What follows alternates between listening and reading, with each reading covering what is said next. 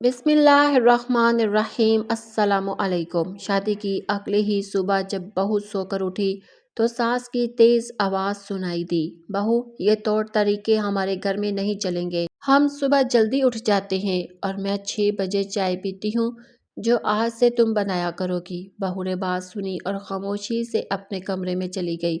कुछ देर बाद वापस आई तो उसके हाथ में एक कागज था। वो सास के सामने कुर्सी रखकर बैठ गई। सास हैरान थी कि बहू आखिर करने क्या जा रही है। बहू ने इत्मीनान से कागज खोला। पूरी कहानी जानने से पहले चैनल को सब्सक्राइब जरूर करें। राबिया अपने वालिदैन की अकलौती बेटी थी। बड़े नाजो नाम में पली, हर आसाइश पे असर थी।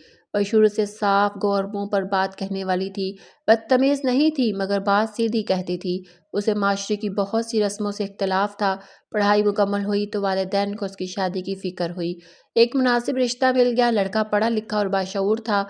राबिया को भी एतराज़ न था। एतराज़ तब हुआ जब शादी की तैयारियां शुरू हुई और ससुराल वालों ख़ास तौर पर सास की जानिब से जहेज़ की चीज़ों की फरमाइश आने लगी। राबिया ने एतराज़ किया मगर माँ ने चुप करा दिया कि ये सब कुछ तो तुम्हारा है, क्या कमी है हमें। राबिया ने कहा, अम्मा बात कमी की नहीं, उनके लालच की है।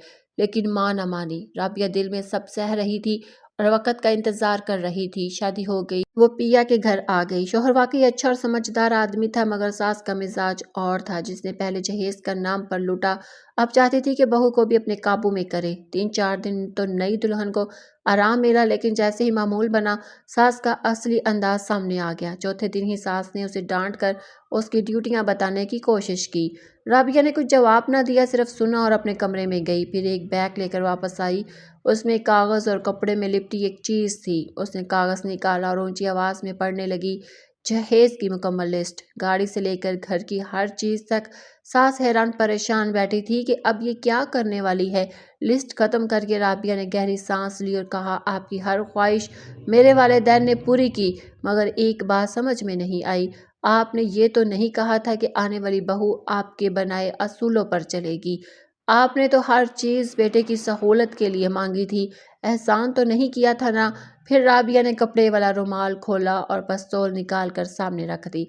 सास उछल कर पीछे हट गई। राबिया ने कहा, डरिए मत सासू माँ, मैं ये आप पर चलाने नहीं आई, ये अब्बा ने मेरी हिफाजत के लिए दिया था। जहेज की इतनी चीज़ें मांग ली थी तो मेरी एक डिमांड भी पूरी कर दी, अब हिफाजत के लिए ये साथ रखना तो बनता था। सास समझदार थी, फौरन समझ गई। बोली, बेटी जाओ आराम करो, मैं खुद चाय बना लूँगी, तुम आराम करो। सास को अंदाज़ा हो गया कि ये बहुत सादा नहीं, 2 कदम आगे है। राबिया ने पहले दिन ही उसे ये समझा दिया कि वह मजलूम बहू नहीं जिस पर जुल्म होता रहे और घर वाले उसके सहारे ऐश करे, क्योंकि अगर ये पहला हुक्म मान लिया जाता तो ये सिलसिला कभी रुकने वाला न था। आखिर में रावी पूछता है, कितनों को ऐसी सास मिली है, ज़रूर बताएं और कहानी कैसी लगी ये भी शेयर करें।